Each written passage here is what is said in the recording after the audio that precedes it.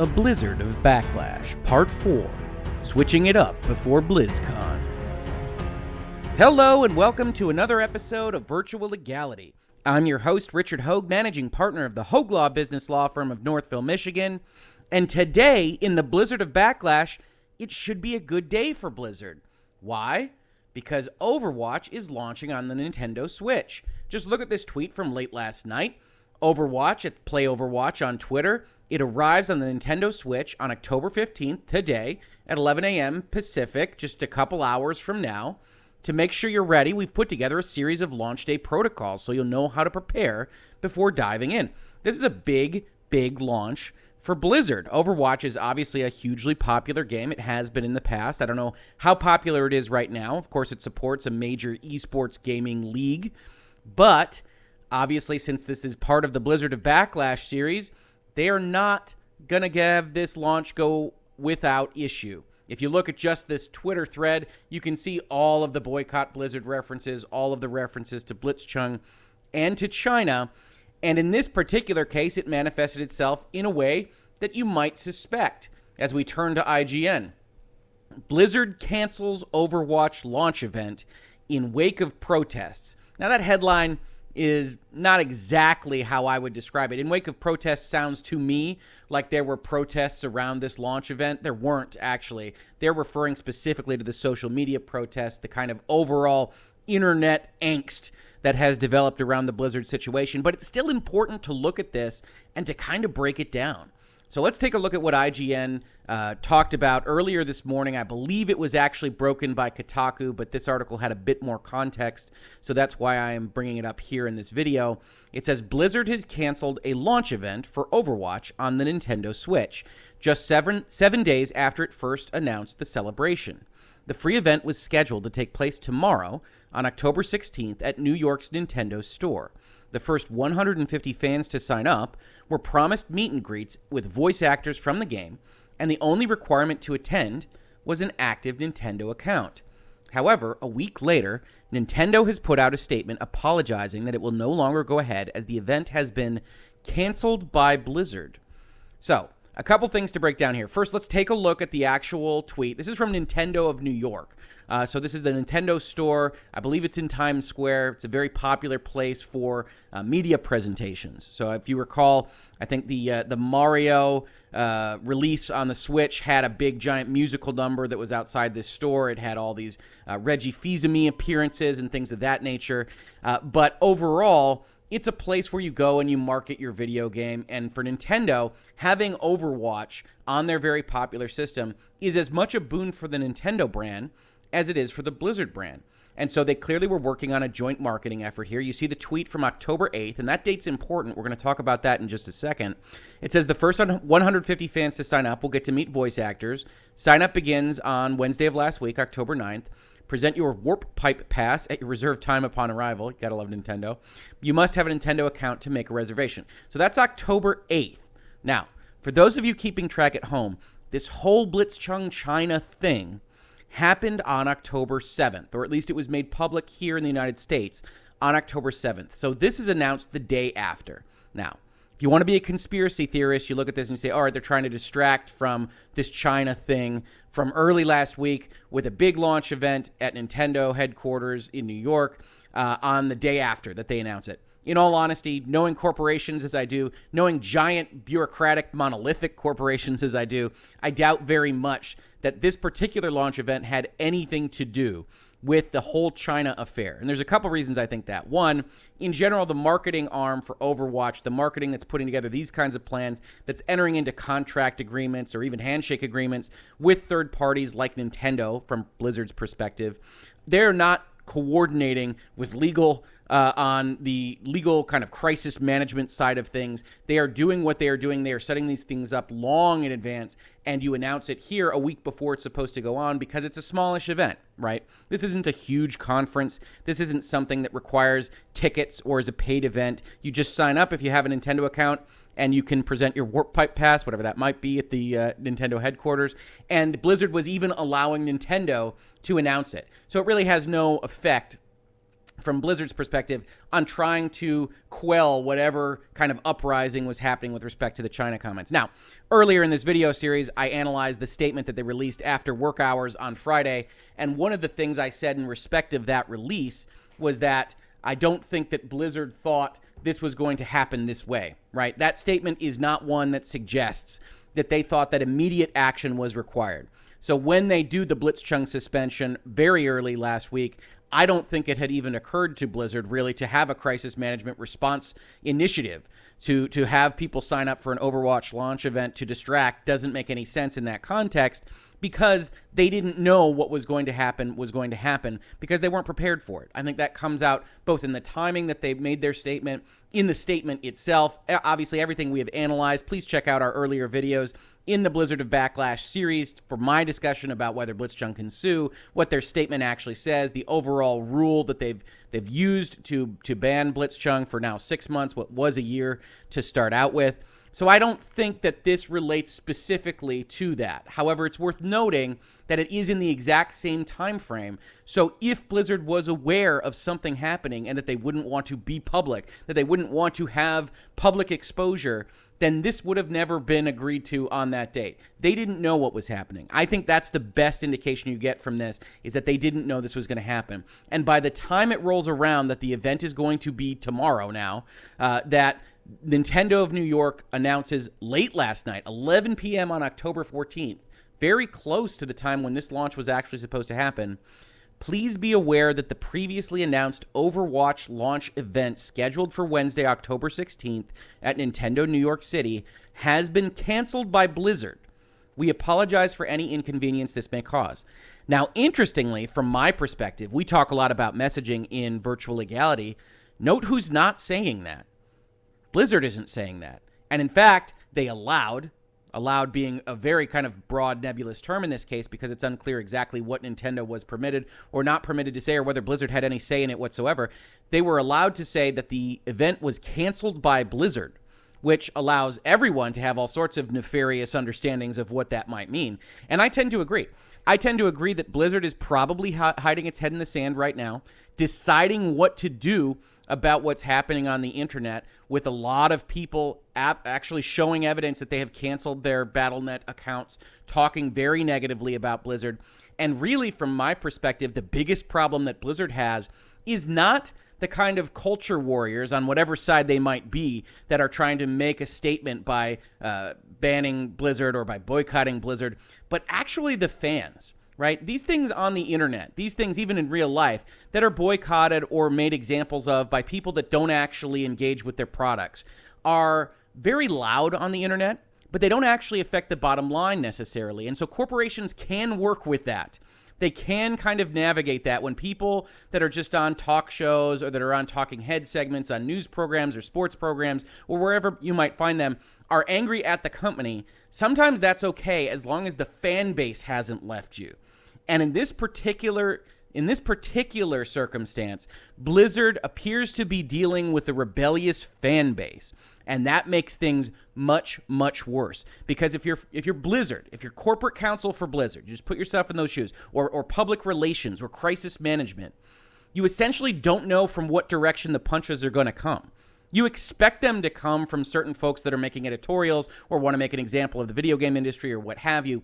You don't necessarily expect them to come from the guy that has bought every version of Diablo on every console and on PC and has bought 10 copies for his friend and has attended every Blizzcon.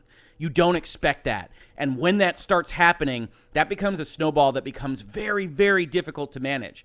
As you've probably heard earlier in the series, I'm somewhat sympathetic to the folks working internally at Blizzard, especially those that didn't make the initial decision, that they're trying to navigate something that, one, they don't have any experience navigating before. I don't think there's been an uprising against Blizzard as a company like this that I can recall. The closest thing might be when Diablo 3 came out, had its real money auction house, and people disagreed with the design elements of that game. There was a bit of a kind of uprising from its fan base, and they quickly corrected course.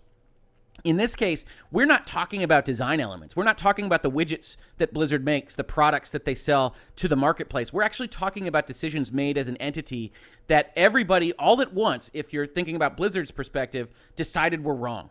And I am somewhat sympathetic, not overall to the substance of it, but somewhat sympathetic to the fact that Blizzard looks at this, I think, and says, okay, well, we bent to China on this a little bit, but everybody does that. Apple does that. Facebook does that. Google does that. Other people do that. The NBA does that right now. You've got a quote from LeBron James yesterday, essentially castigating one of the owners in the NBA for being uneducated about saying what he said in favor of Hong Kong. You've got all these other places that have these kinds of statements made, that take these kinds of actions, and they're given a free pass. And Blizzard, all of a sudden, because of a confluence of events somewhat out of their control, is now one of the faces of this movement for really discussing whether American corporations are going too far to bend the knee to a totalitarian regime. And to some extent, if you're Blizzard, if you're operating their crisis communications and their public relations machine, you look at it and you say, this isn't fair.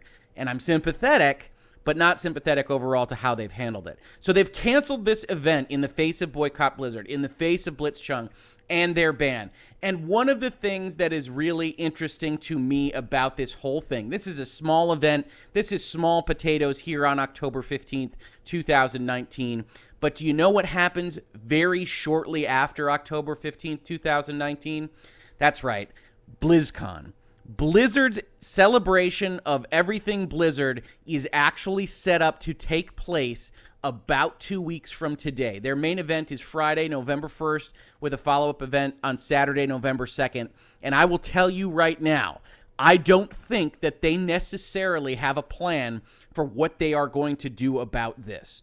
If they canceled this Nintendo thing, if they allowed Nintendo to say it was canceled by Blizzard, sure, there might be a perfectly innocent explanation for why that might be. But I think everybody that is understanding what's happening here knows that Blizzard isn't quite ready to go out there in the public, to have any kind of public presence that might be questioned by people out there in the world, that might have actual protests with protest signs around it. That's what you have when you have a physical event. But they might not have any choice in a couple weeks. There is still a non-zero, very small percentage chance that Blizzard might just cancel BlizzCon. I very much doubt it. Money has already been spent to reserve spaces. People have pre-ordered tickets. I think overall, one of the pieces of analysis that's being done internally is whether or not that would be a good thing, because you have to, when you're dealing with running a company, a country, whatever it might be, you have to take every kind of option into account and at least determine whether it's a good idea or a bad idea. I strongly suspect canceling BlizzCon would be seen as a wildly bad idea that would get much, much, much more negative publicity about their brand. And so they probably have to go through with it in some respect. The issue is, what does that look like? Because there will be protests. Will they be small? Will they be sparse? Will they be loud? Will they be problematic and disruptive? I don't think anybody knows. Blizzard doesn't know. And so they're figuring out what, if anything, they need to change about what they had planned for BlizzCon, what they need to maybe add. If something's 4 years down the pipe, you need more positivity, you need more positive news cycles. Maybe you're like the ESA and you decide that you're going to do a bunch of social good stuff to try to earn good shits. Probably not the direction you go with this particular crisis, because this crisis is about political discussion, political action. So that's probably off the table for Blizzard. So you start to see how they're shackled. They're bound and tied, and they don't necessarily have a clear, obvious path to surviving this in a fashion that leads to only good publicity in a couple weeks' time. So they're figuring out what to do. Right now, they're burying their heads in the sand. They released a statement that, if anything, was offensive to folks that are actually following the story pretty closely. As you can see from my, let's call it a fairly passionate video on analyzing their statement over the weekend from the statement that they released after work hours on Friday late last week. But here we are. And so I was reminded of a situation that was fairly similar to this earlier this year, not insofar as the politics. This is obviously much more serious than that. But as you probably know, if you follow Virtual Legality, if you follow this channel, I'm a pretty big fan, or was, of Star Wars. I've gone to Star Wars Celebration in the past. I've enjoyed the brand in the past. And I've had a lot of fun with fellow fans and folks that like this Star Wars situation. But this is an ad here that you can see on the Star Wars website for Star Wars Celebration Anaheim next year. But this past year, Star Wars Celebration was in Chicago. And one of the common refrains, the questions that people were asking, was, what is Star Wars, what is Lucasfilm, what is Disney going to do, in particular with Kathleen Kennedy appearances. Now, if you're not familiar, Kathleen Kennedy is the head of Lucasfilm. She is the one behind picking the directors, picking the stories, doing all these kinds of things. And rightly or wrongly, on the internet, amongst those that think that the sequel trilogy and Disney Star Wars in general have not turned out the way they had hoped, of which I am one, although I don't place all of the blame on Kathleen Kennedy, there was a general thought that enough people didn't like Kathleen Kennedy that how were they going to present her, because she really had to make an appearance at this conference. And the answer to that question was pretty easy. How do you present Kathleen Kennedy at the Star Wars Celebration Conference is that you present her always and everywhere with someone else that the audience is very likely to enjoy the appearance of more. So on the main Episode 9 panel, which was just called Episode 9 before we knew it was called Rise of the Skywalker, you had her appear with J.J. Abrams, who, especially for folks that didn't like Last Jedi, because Last Jedi was so different from Force Awakens, J.J. Abrams is thought of as a positive force. And so you can't boo, you can't make a scene, you can't kind of make a disruptive event out of Kathleen Kennedy and J.J. Abrams walking out together. Very similarly, later on in the conference, you have her appear with Daisy Ridley, who plays the main character in the current Star Wars trilogy, Rey, who I think presently has a last name. Maybe will still have a last name at the end of this next movie. Who knows? But you have her appear with Daisy Ridley, because anybody that wants to make a scene specifically against Kathleen Kennedy can't do that as long as there are two people and they're of kind of different fan persuasions. Nobody's going to boo the main character of the current Star Wars trilogy at a Star Wars fan event. The real difficulty with BlizzCon is that this isn't a crisis. This isn't a public relations issue that can be laid at the feet of one person. Maybe J. Allen Brack, after the statement that came out last Friday. Maybe that was the goal of having him actually individually sign that statement, because otherwise it's fairly unclear and it's fairly obviously a statement that was written by committee. But I don't think that's going to hold. Instead, you have a company in Blizzard that is very likely to be castigated or thought negatively of to those inclined to do so on an entity level. Everyone associated with the brand, everyone associated with every game. It is a company level decision. You can't lay this at the feet of someone in particular, unless Blizzard wanted to take the step of talking about who made the decision and why, and potentially throwing them under the bus as just a methodology of making a target out of one person to allow them to take all the flack and leave the company aside. At this point, after waiting a week, after such a mealy-mouthed statement that meant nothing, after now canceling your Nintendo event to honor this huge launch, really, honestly, for your company on the Nintendo Switch, it's pretty much too little too late to do any of those things. So now you're looking at a passionate fan base that feels negatively about your company and your brand, and you're inviting them to one physical location in California, which, frankly, is a state and location known for making its thoughts clear in protests, in physical disruption, or otherwise. You're inviting them to come visit, and you're inviting them to sound however they're going to sound at that event. So it's very, very interesting to see what they will do.